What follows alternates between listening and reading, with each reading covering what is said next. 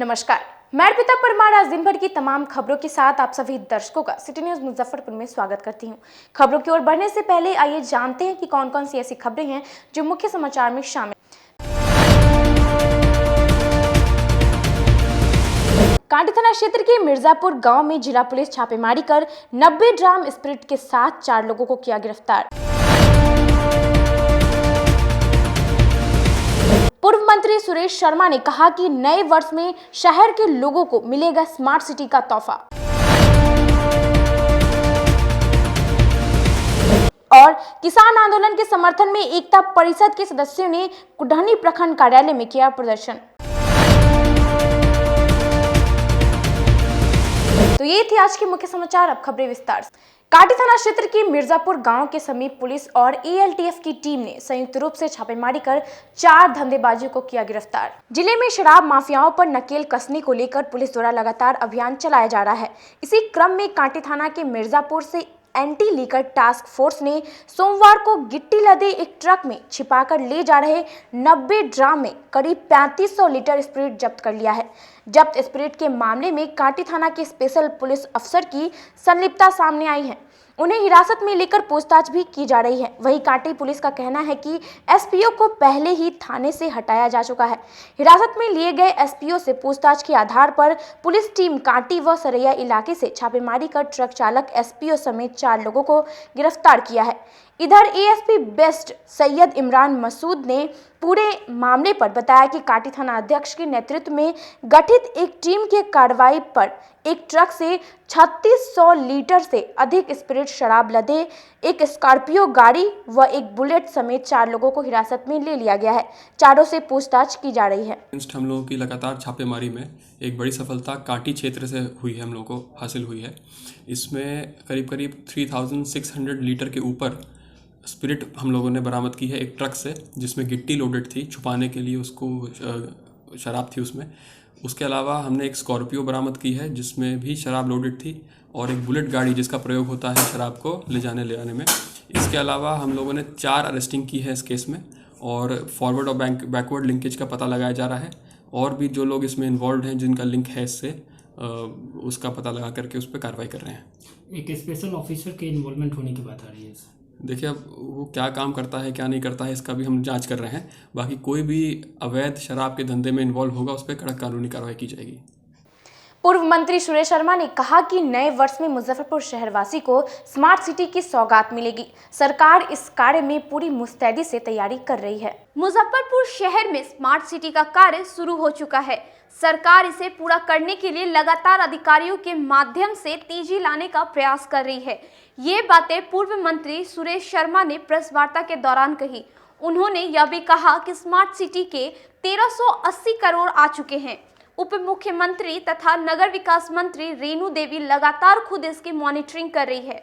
शहर के लोगों को जल्द ही स्मार्ट सिटी का कार्य दिखने लगेगा। ये आप लोगों को मालूम होना चाहिए कि 1580 करोड़ रुपया यानी 16 अरब रुपया, जिसकी चर्चा बार बार होती, 16 अरब रुपया हमारे पीरियड में हमने स्मार्ट सिटी के लिए, मुजफ्फरपुर के लिए ये राशि आवंटित है। और इसके अंदर चुनाव के पूर्व हमने 4 सड़क और एक ICCC command and control building का शिलान्यास कर चुके थे, लेकिन अभी तक वो कार्य प्रारंभ नहीं हुआ है।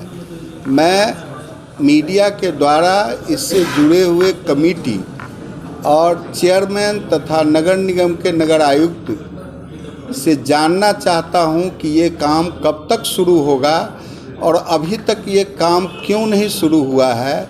अगर इसमें किसी तरह की कोई परेशानी है तो एनडीए की सरकार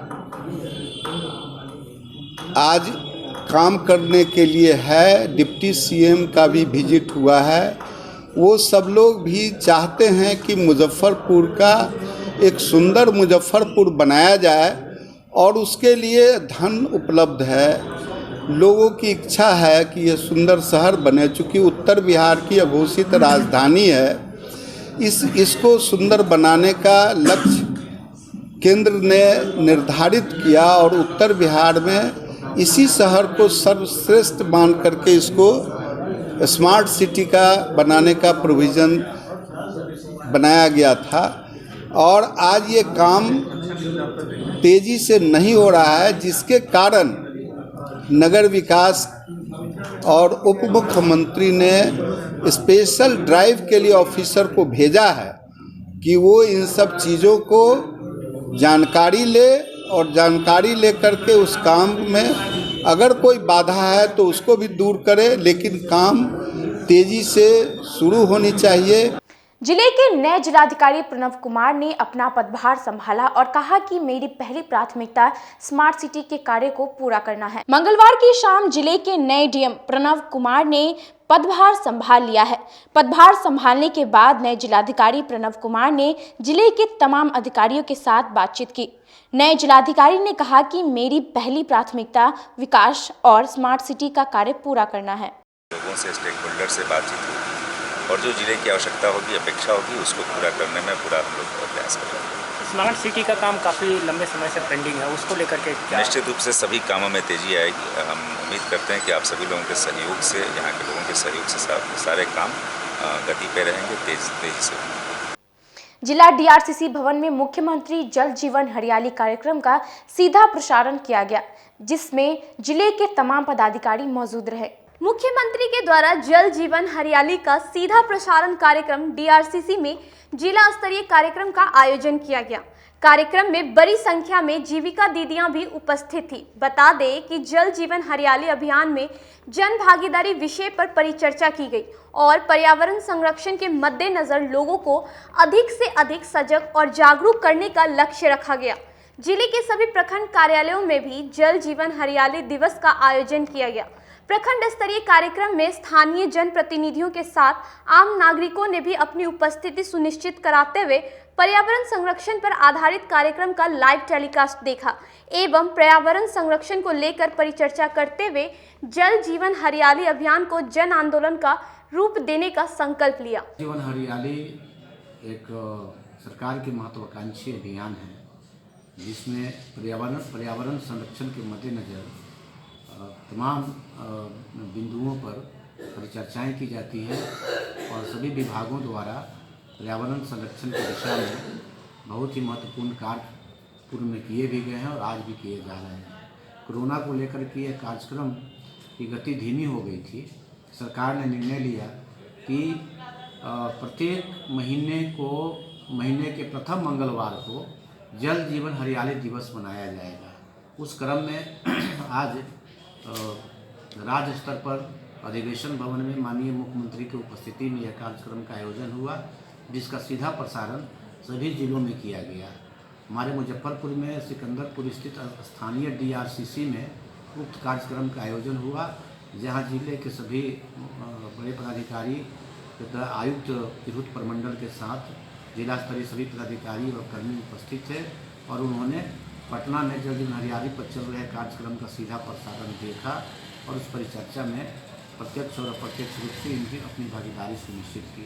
मैं बता दूं कि प्रत्येक महीने के प्रथम मंगलवार को ये कार्यक्रम का आयोजन होगा और आज जो कार्यक्रम हुआ उसमें विषय था कि जल जीवन हरियाली में आम लोगों की सहभागिता सुनिश्चित करना, यानी आम लोगों को जल जीवन हरियाली के बारे में और पर्यावरण प्रदूषण से संरक्षण को लेकर के जागरूकता चलाना और जल जीवन अभियान को एक जन आंदोलन का रूप देना इसका उद्देश्य। अपनी 5 सूत्री मांगों को लेकर फेयर प्राइस डीलर एसोसिएशन के सदस्यों ने जिला खाद्य निगम कार्यालय परिसर में 1 दिवसीय धरना दिया। जिला खाद्य निगम कार्यालय परिसर में फेयर प्राइस डीलर्स एसोसिएशन ने अपनी 5 सूत्री मांगों को लेकर 1 दिवसीय धरना दिया है। डीलर्स एसोसिएशन का आरोप है कि लगातार खाद्य निगम द्वारा हम लोगों की मांग की अनदेखी की जा रही है। डीलर्स एसोसिएशन ने मुख्य रूप से पौष मिशन में अधिक आवंटन किए गए राशन को शून्य करने की मांग की है। डीलर्स एसोसिएशन ने यह भी कहा है कि दुकानदार काफ़ी परेशान है, लेकिन विभाग को इसकी बिल्कुल भी चिंता नहीं है। दिवसीय धरना प्रदर्शन का आयोजन किए हैं। मूल मंत्र है मेरा कि किसी भी ब्लॉक में बीएसडी अभिकर्ता जो जिला प्रबंधक के द्वारा बहाल किया गया, वो विक्रेता के सही अनाज नहीं देता है। 100 कुंटल अनाज देता है, उसमें से 2.5 से 3 कुंटल अनाज हम लोग जब वितरण करते हैं और जोड़ घटाव करते हैं तो पता लगता है कि 2 से 2.5 कुंटल अनाज मेरा कम जाता है। हमने बार बार जिला प्रबंधक को कहे कि खास करके कुरहनी के जो क्या कहिएगा, कुछ भी कहे तो कम है। ठेकेदार जो है उमाकांत पांडे, 5 बार आवेदन हमने डिस्ट्रिक्ट मैनेजर को दिए और सारा वस्तु स्थिति से अवगत कराए, लेकिन कितना कमीशन डीएसटी ठेकेदार से हमारे डिस्ट्रिक्ट मैनेजर लेते हैं। भ्रष्ट डिस्ट्रिक्ट मैनेजर है। आज तक मुजफ्फरपुर में ऐसा डिस्ट्रिक्ट मैनेजर नहीं आया। और हम लोग के मशीन पर गरीब कल्याण अन्न योजना का राशन चढ़ा दिया गया है ई पॉक्स मशीन पर, और खदान नदारत है। वो तो हिंदुस्तान पेपर में हम लोग और दैनिक भास्कर में निकलवाए थे कि भाई नवंबर माह का प्रधानमंत्री गरीब कल्याण अन्न योजना का राशन हमारा किसी विक्रेता को नहीं मिला है। उससे विक्रेताओं जो नवंबर माह का मैनुअल राशन बांटता है, जान बचा है। अभी बताइए, और एसएफसी को जो आवंटन नवंबर माह का है गरीब कल्याण योजना का, इन्होंने माल उठा लिया है और हमारे विक्रेता को निलंबन कर दिए हैं। गरीब कल्याण योजना का माल नहीं दिए हैं। इसी संदर्भ 503 मांग के लिए हम लोग आज बैठे हैं। मिशन भारतीय रिसर्च इंफॉर्मेशन सेंटर द्वारा बिहार गुरु डायरी का लोकार्पण किया गया। आमगोला स्थित निजी आवास में मिशन भारतीय रिसर्च इंफॉर्मेशन सेंटर द्वारा बिहार गुरु डायरी का लोकार्पण किया गया। इस मौके पर मधेपुरा विश्वविद्यालय के पूर्व कुलपति डॉक्टर रिपुसूदन श्रीवास्तव, आरबीवीएम कॉलेज की प्राचार्य ममता रानी, साहित्यकार संजय पंकज समेत कई लोग शामिल थे। डायरी के संदर्भ में जानकारी देते हुए साहित्यकार डॉक्टर संजय पंकज ने कहा कि अब मोबाइल युग में लोग लिखना भूल गए हैं। इस डायरी के माध्यम से हम लोगों को लिखने की प्रेरणा दी जाएगी। में बिहार गुरु डायरी का लोकार्पण हुआ है। लोकार्पणकर्ता के रूप में हमारे बीच दर्शन शास्त्र, हिंदी के, अंग्रेजी के विद्वान, कवि, श्रेष्ठ गीतकार डॉक्टर रिपुसूदन श्रीवास्तव जी उपस्थित हैं। साथ ही साथ उपस्थित हैं आरबीवीएम कॉलेज की प्राचार्य, विदुषी और लेखिका डॉक्टर ममता रानी, मिशन भारती के संस्थापक अध्यक्ष अविनाश तिरंगा जी के सौजन्य से, साथ ही साथ मुकेश त्रिपाठी जी और रंजीत नारायण तिवारी जी की उपस्थिति में यह बिहार गुरु डायरी, हम जानते हैं कि बिहार कितना वैभवशाली रहा है और आज भी अपनी प्रतिभा के बल पर पूरे देश ही नहीं अंतर्राष्ट्रीय स्तर पर बिहार की विशिष्ट पहचान है। चाहे क्षेत्र जो भी हो, बिहार की प्रतिभा आगे है। सांस्कृतिक क्षेत्र हो, आध्यात्मिक क्षेत्र हो, नैतिक क्षेत्र हो, राजनीतिक परिवर्तन का संदर्भ हो, सब में बिहार की महत्वपूर्ण भूमिका है। तब से लेकर हमारी परंपरा, हमारी विरासत इतनी समृद्ध है और उसी विरासत को संचित करके, संग्रहित करके हम अपनी भारतीयता, राष्ट्रीयता और सांस्कृतिक वैभव के अनुसार इस डायरी को प्रस्तुत करने का काम कर रहे हैं। यह डायरी बहुउद्देशीय, प्रेरक और साथ ही साथ सूचनाप्रद डायरी है, ताकि इस डायरी के पन्ने जब भी आप पलटें, 4 शब्द लिखने की स्वतः स्वाभाविक प्रेरणा आपके भीतर भी जागृत हो। अब वक्त हो चला है एक छोटी सी ब्रेक का। कहीं मत जाइए, देखते रहिए city news Muzaffarpur. Career achievers आपके विश्वास पर खरा उतरने वाला कोचिंग संस्थान है। हमारे यहाँ मेडिकल, IIT, जेई तथा फाउंडेशन की तैयारी भी कराई जाती है। इसके अलावे exclusive batch JEE mains, advance की भी क्लासेस चलाई जाते हैं। छात्र छात्राओं को 100% स्कॉलरशिप की भी व्यवस्था है। यहाँ से कितने छात्र छात्राएं सफलता की सीढ़ी चढ़ चुके हैं। Classes taken by top mentors, तो हमारे यहाँ अवश्य पधारें। तो हमारा पता याद रखें, हमारा पता है career achievers, Mithanpura, near north point school, और हमारा कॉन्टेक्ट नंबर है 8002479735, या फिर आप हमें कांटेक्ट कर सकते हैं 8877430251 पर। सबसे बड़ी बात तो यह है कि हम चाहते हैं कि हमारे इस मिशन में हमारे बच्चे गंगा पार करके उस पार नहीं जा पाए। यही नहीं, मिशन तो तब सक्सेसफुल होगा जब गंगा पार के बच्चे यहाँ एडमिशन लेने के लिए मार करेंगे।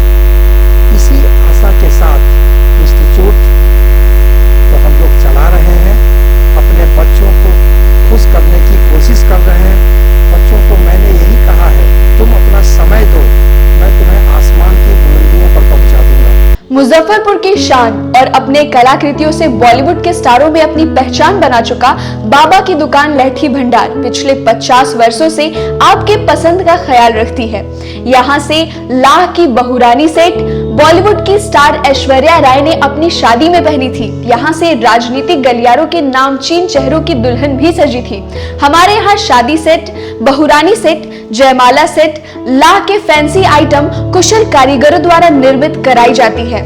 इसके अलावा चूड़ा सेट, कंप्यूटर चूड़ा, कुंदन चूड़ा, वाटरप्रूफ चूड़ा, चुंदरी 3 बुंदिया, बंग बंगरी, हिंगलू, पात चूड़ा, जंगली चूड़ा का भी निर्माण अपने कारीगरों द्वारा कराती है। यही नहीं, लाह से बनी कान का टॉप्स, रिंग, नथ, गला का हार, मांग टीका, पेन स्टैंड, हाथी, बिछिया, ग्लास, करा भी बनाती है। तो एक बार हमारे यहाँ अवश्य पधारे। बाबा की दुकान लहठी भंडार, इस्लामपुर, मुजफ्फरपुर। हमारा कांटेक्ट नंबर है 9308620444। 40-50 साल से जो हमारी दुकान है, ये बाबा की दुकान लहठी भंडार, समझे ना, पुश्तैनी हम लोग का काम ही है। और हमारे यहाँ जो है जितने भी है, जैसे कि ऐश्वर्या राय के यहाँ लहठी गया, हमारा सचिन के यहाँ गया है, और आपके जो है तेज प्रताप सिंह, अभी लालू प्रसाद के लड़के की शादी हुई है, उसमें भी लहठी भेजा गया था। और हमारे यहाँ जो है ना बहुरानी सेट है, जैसे कि है कुंदन सेट है, और जैसे कि हम लोग जो डिज़ाइन जो है सेलेक्ट करते हैं जो लगन के ऊपर जो है, जैसे कि कस्टमर का चॉइस देखते हैं हम लोग, है उसी टाइप से हम लोग जो है माल तैयार करते हैं। और कलर है मैचिंग, हमारे यहाँ सबसे विशेषता है कि हर तरह के लहंगे का जो है ना मैचिंग तुरंत हैंड टू हैंड हम लोग लगा के दे देते हैं। हम पढ़ाते नहीं, हम बच्चों में विश्वास जगाते हैं। Christ Jyoti international school, based on CBSE curriculum with को एजुकेशन। इस स्कूल में प्रत्येक विषयों के लिए अनुभवी शिक्षकों का समूह है। विद्यार्थियों को अलग से ट्यूशन पढ़ने की आवश्यकता बिल्कुल नहीं है। बच्चों को प्रत्येक विषयों के लिए अलग से अतिरिक्त कक्षाएं दी जाती हैं।